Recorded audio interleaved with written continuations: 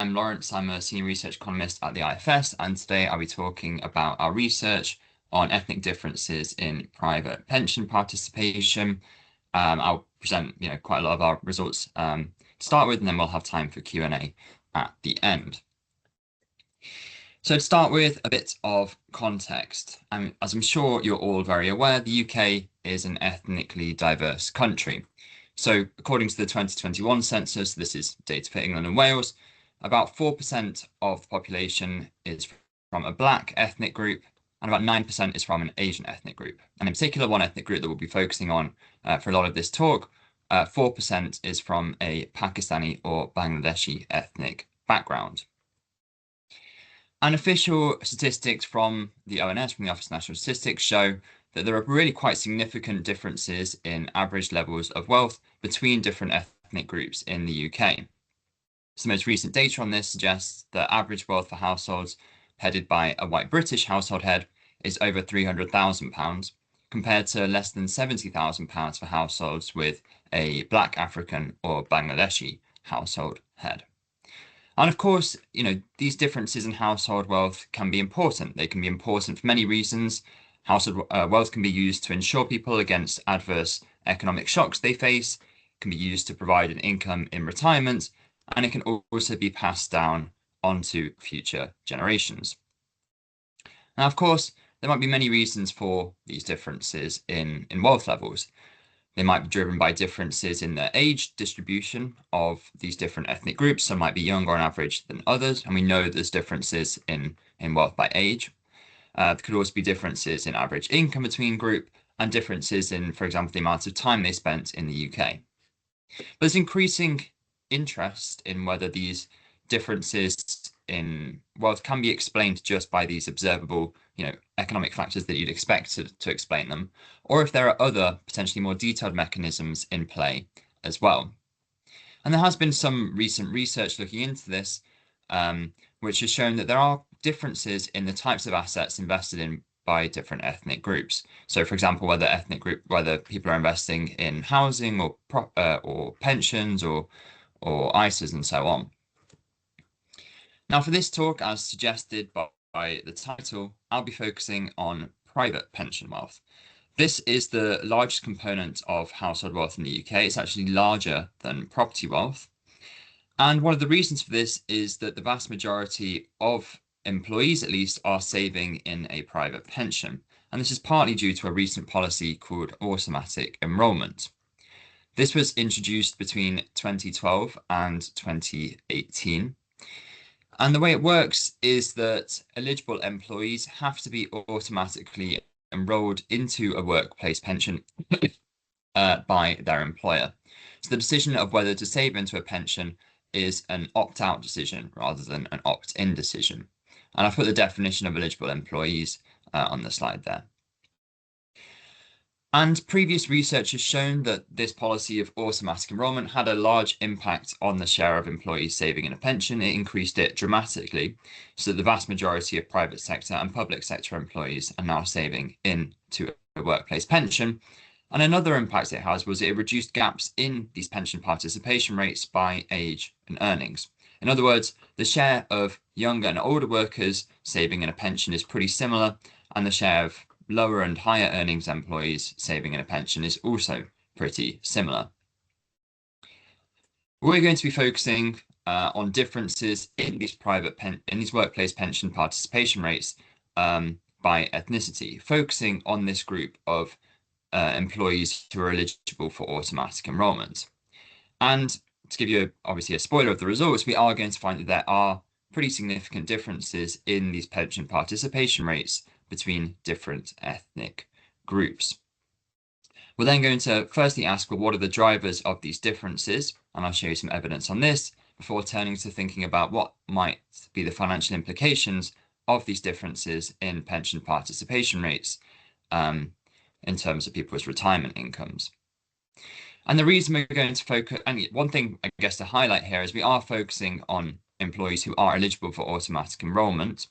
The reason that we do this is that we think it helps us isolate, some new mechanisms of the different ways in these groups are making these pension saving decisions, And in particular, we know that any lower rates of pension participation are not driven by people being inert or just simply not working. Rather, we know that they have to take an opt-out decision in order to not save in a pension. Having said this, of course, there will be differences in the proportion of the population of these different ethnic groups who are employees eligible for automatic enrolment, which will compound some of the differences that we find in this talk, for example, due to differences in employment rates or the share working in self-employment. So that's something to keep in mind, but I'm not really going to talk about this much for the rest of this talk.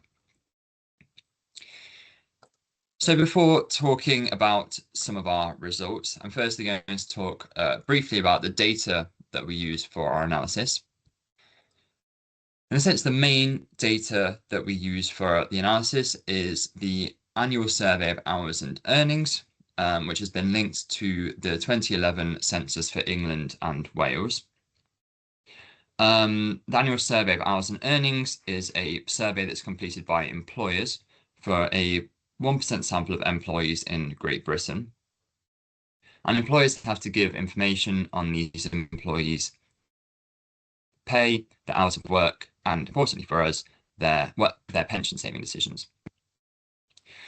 The annual survey of hours and earnings, though, doesn't contain that much information on these employees' demographic characteristics. It contains some, but in order to gain more information on the characteristics of these employees, this survey has been matched to the England and Wales census to obtain what's important for us, information on the employee's ethnicity, religion, and education. This matched data set is available up to 2018, and we're going to use the 2018 year for the majority of, well, for all analysis where we use this linked data set. This is because this is firstly the most recent year we have available. Currently, this survey is being linked to the 2021 census, but we don't have access to that. And also because this will be a year after which automatic enrolment has been completely rolled out. We are also going to show some evidence from a couple of other household survey data sets. These are Understanding Society and the Wealth and Assets Survey, for two reasons. Firstly, they have additional questions to the people themselves, which we can use to further understand the reasons for people's pension saving decisions. And also we can extend the analysis to more recent years than 2018 as well. And we still see similar patterns. So that's the data that we use for our analysis. Now I'm going to show you is our sort of headline motivating statistic. What I'm going to show you here is among employees who are eligible for automatic enrolment using this linked data set of the census and annual survey of hours and earnings, what proportion of this group is not saving in a pension? In other words, what proportion are choosing to opt out of workplace pension saving? Among white employees, about 10% or just under 10% are choosing to opt out of their workplace pension. For Black African and Black Caribbean employees, we see pretty similar rates of 11 to 12%.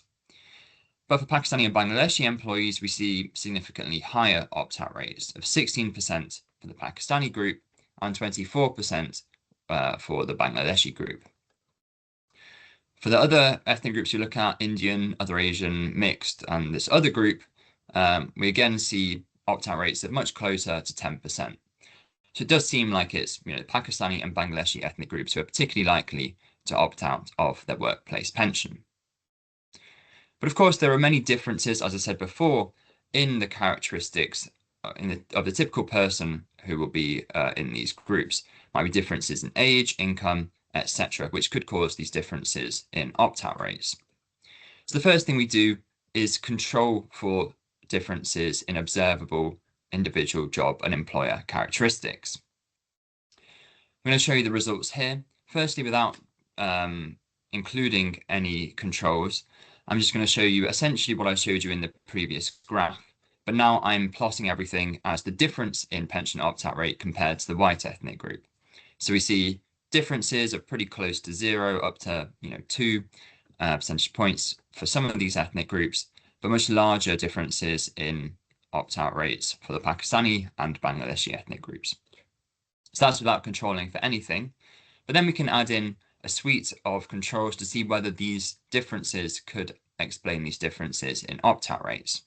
We're going to control for individual characteristics such as age, gender, the region people live in, and their education level. Employer characteristics as well, which we can control for in a couple of ways. We can control for example, characteristics of the employer, such as the sector, whether it's public or private sector, the industry, the size of the employer, or actually we can go even further and include what's called employer fixed effects, which is what I'm going to show you here, where essentially we're making comparison among people who work for the same firm. So once we compare people working for the same firm and with similar individual characteristics, we can see that these differences for the Pakistani and Bangladeshi ethnic group shrink slightly, but we're really not explaining a very big share of these higher opt-out rates. It shrinks to about 5% for the Pakistani ethnic group and to 13% for the Bangladeshi ethnic group. So it doesn't seem like these differences in opt-out rates are explained by these individual and employer characteristics. Another question you might have is whether these differences in opt-out rates are concentrated among certain subgroups of Pakistani and Bangladeshi employees. To answer this question, what I'm going to show you is the differences in opt-out rates for Pakistani and Bangladeshi employees, sort of combined, versus white employees separately for different subgroups. And here are the results. And broadly, what we can see is that for the vast majority of these different subgroups, we see higher opt-out rates for the Pakistani and Bangladeshi ethnic group up between 5 and 10, 11 percentage points.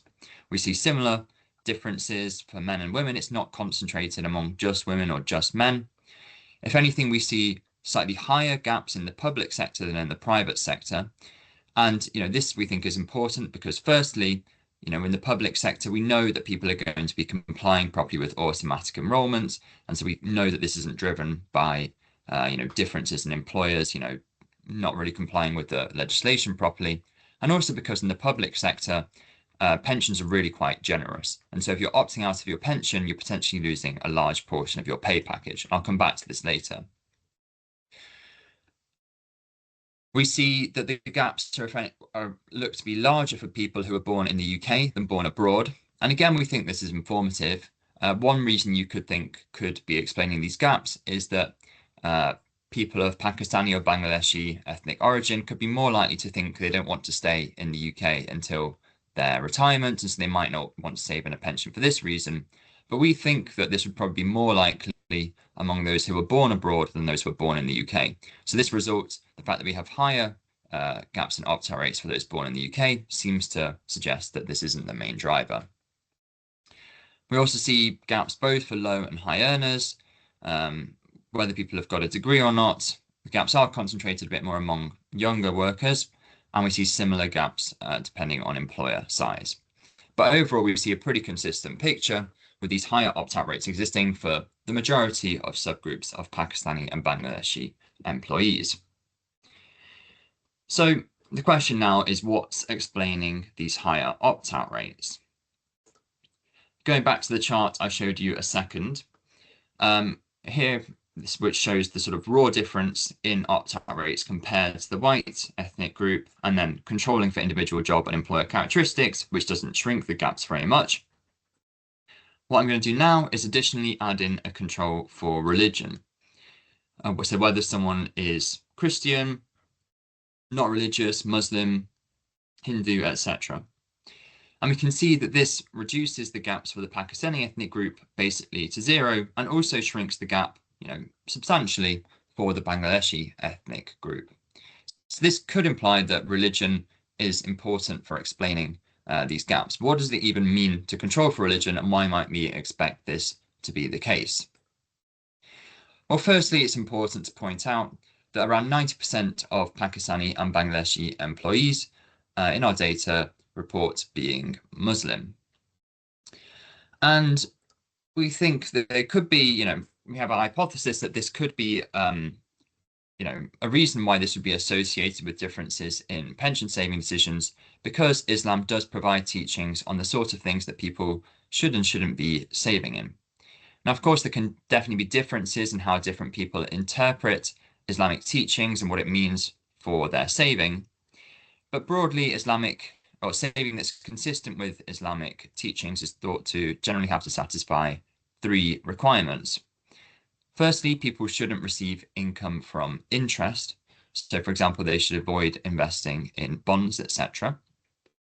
Secondly, their investments should be ethical. So they should avoid investing in industries such as alcohol and tobacco industries, which go against Islamic teaching. And thirdly, their investments should be transparent. They should avoid investing in complex investment methods such as derivatives, for example. Now, of course, not all Muslims will follow all of these teachings, but importantly, it's not the case that we're seeing that a majority of Muslims are opting out of a pension. Still, it's actually the case that, a majority of Muslims are still saving in their pension, but just the share opting out is much higher than for other ethnic groups. So the question then is whether private pensions in the UK are consistent with these Islamic teachings, whether they are Sharia compliant or not. And the answer is that it depends. It depends on the type of pension that people are saving in. The two most common types of pension in the UK are defined benefit and defined contribution pensions. Defined benefit pensions are the type of pensions that are particularly common in the public sector, now not so common in the private sector. And these pensions, there is some debate, but generally they're considered to be Sharia compliant. For defined contribution pensions, these are the type of pensions much more common in the private sector. Whether they're Sharia compliant depends on what the pension fund is invested in. Is it invested in bonds or these unethical industries or not? And people can choose the type of fund that they invest their defined contribution pension in. And the vast majority of pension providers offer a fund that is consistent with Sharia teachings. So typically, most employees will either have a pension that is considered to be Sharia compliant on its own, or they'll have the option to choose to invest their pension in a fund that is consistent with these Islamic teachings. Despite this, we still think that religion could be associated with these higher opt-out rates, even if people have the option of investing in their pension in something that is Sharia compliant, because engagement with pensions across everyone in the UK actually is pretty low. We know that a lot of people have not a particularly good understanding of how pensions work. So even if the majority of pension schemes are or can be made Sharia compliant, it's possible that these groups might not be aware of this and engaged enough with this in order to take action. So what other evidence do we have that Islamic religious beliefs might be associated with higher opt-out rates for Pakistani and Bangladeshi employees? Well, first, we also see higher pension opt-out rates for Muslim employees from other ethnic backgrounds who are not Pakistani or Bangladeshi. Secondly, we can also use understanding society data, and in particular make use of a question on whether people's religion makes or to what extent people's religious beliefs make a difference to their life. What I'm going to show you here is the estimated difference in pension opt-out rates, similar to what I showed you before, but now by religion compared to the non-religious group. So without controlling for anything, we can see, again, fairly small differences for most religions compared to the non-religious group here. For Muslims who report their religion doesn't make a great difference to their life, they're about 5 percentage points more likely to opt out, but this rises to about 13 percentage points for Muslims who report that their beliefs make a great difference to their lives. And if we control for individual and job characteristics, again, these differences are pretty stable. So this shows that strength of religious belief for Muslims seems to be associated with higher opt-out rates from their workplace pension.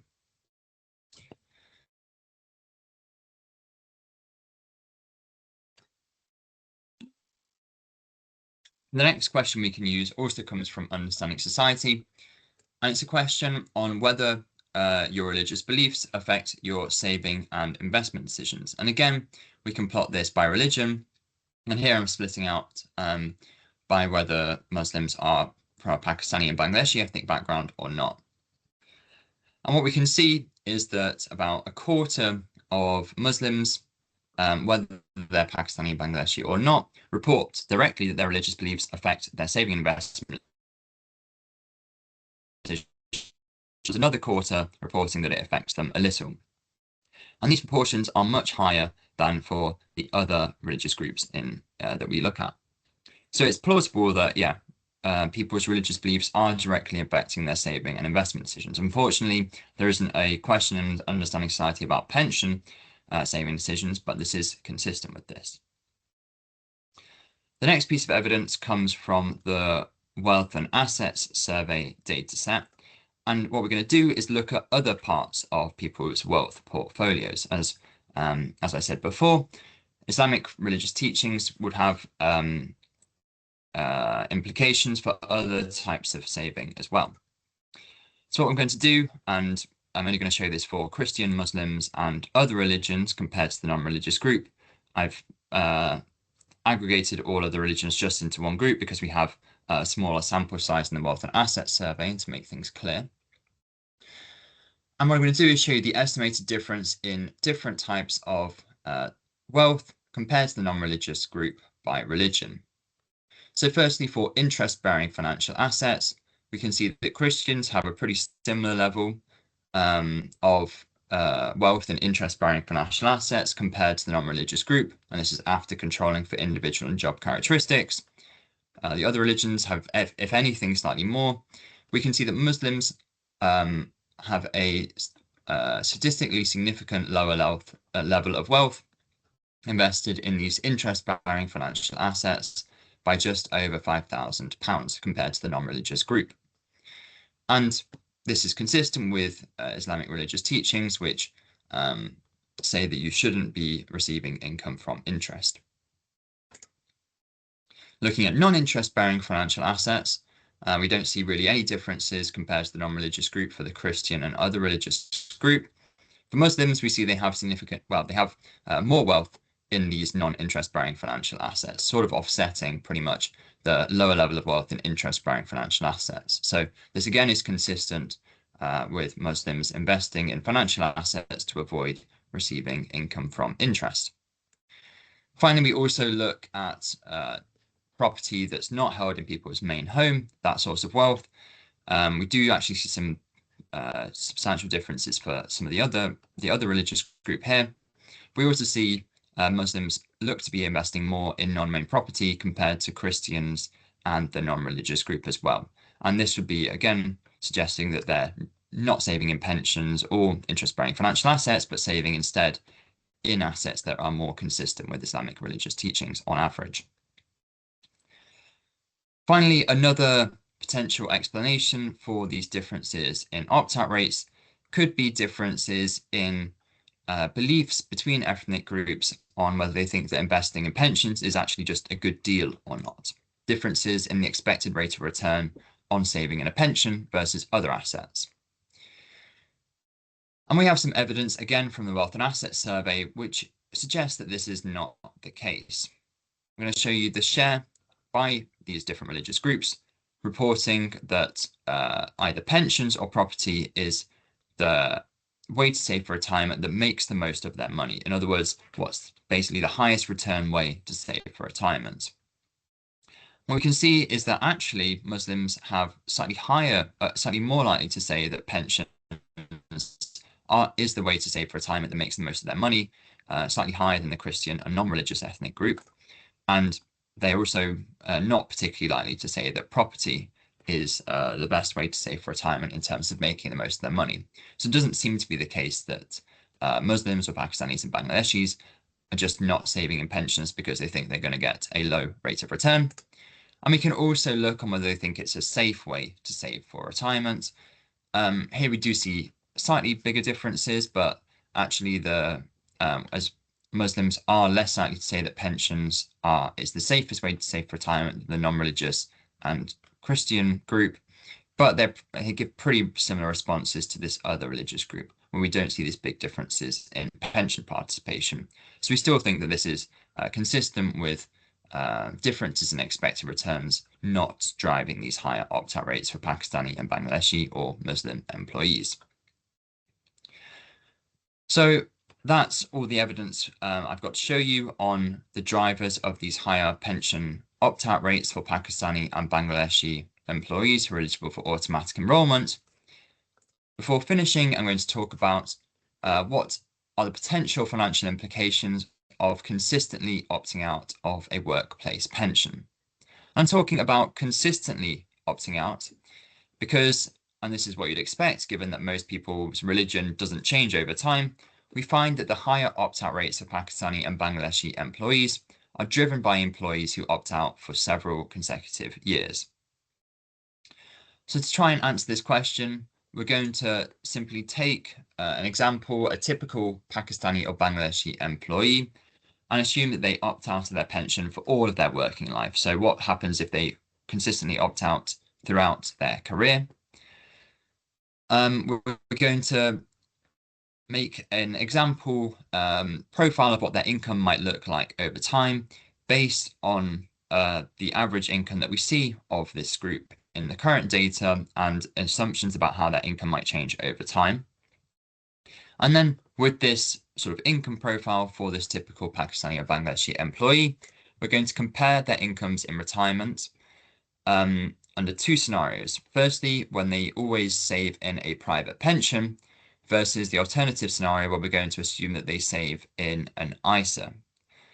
And the reason that we compare a private pension and an ISA is because, well, this will lead to differences in retirement incomes because, firstly, if you save in a pension, you get an employer pension contribution, and you wouldn't receive this employer pension contribution if you saved in an ISA instead. And second, because there's more generous tax reliefs to saving in a pension compared to an ISA for employees. We can also think about comparing retirement incomes when employees save in another asset, such as housing instead. And that's sort of on our to-do list for the research going forward. And the assumptions we're going to make for this comparison. Firstly, to make things simple, we're going to assume that there is a constant saving rate throughout working life, and this is equal to the saving rates of Pakistani and Bangladeshi employees who are saving in a pension. And we're going to assume that this saving rate is the same for the private pension and for the ISA to make things comparable. We're also going to assume that all saving, whether in the private pension or the ISA, receives the same rate of return.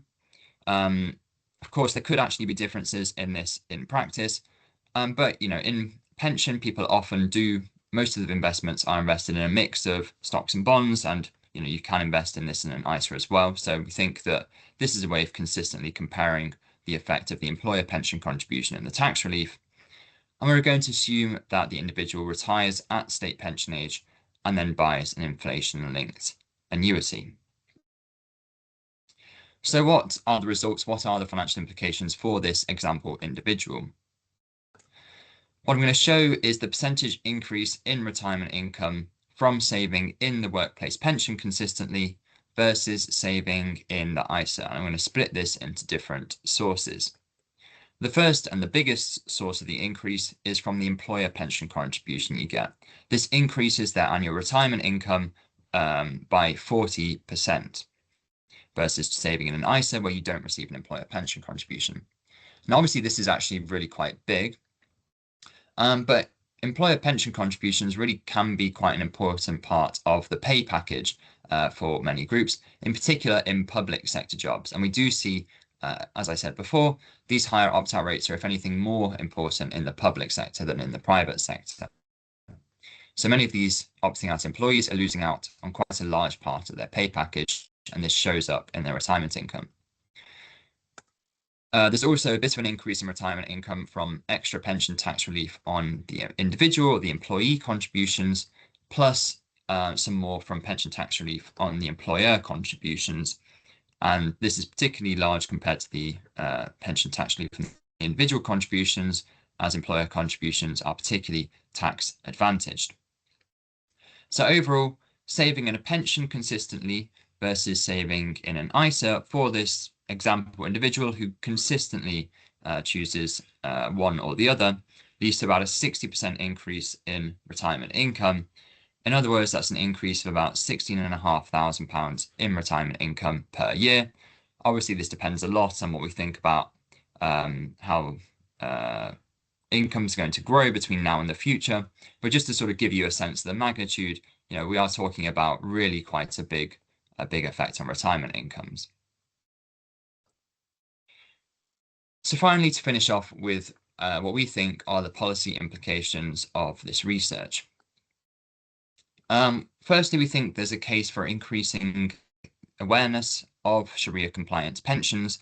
As I said, defined benefit pensions common in the public sector are typically considered to be Sharia compliant, and in the private sector, the vast majority of employees will have the option of choosing to invest their pension in a Sharia compliant fund. We think increasing awareness of these facts could potentially help reduce the opt-out rates for the Pakistani and Bangladeshi groups, and also making it easier, reducing the hassle costs for this group of switching to these Sharia compliant pension funds for those in the private sector in a defined contribution scheme. We also think that these results have some implications for the structure of automatic enrolment policy. So currently in automatic enrolment, employers have to make a minimum employer pension contribution to people's pension as long as people don't opt out.